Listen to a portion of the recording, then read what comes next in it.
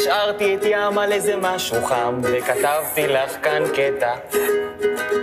אני זוכר את הרגע שנפגשנו כאן, הכרת לי את ניצן, וסיפרתי לך על ג'ינג'יס חאן.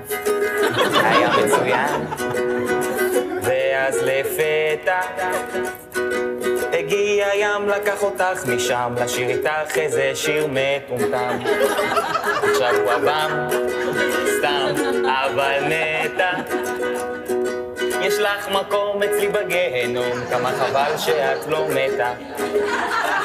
אין מה לפחד, חבר שלך שאולי אני מעולם אחר, ויש לי חולדה במקרר,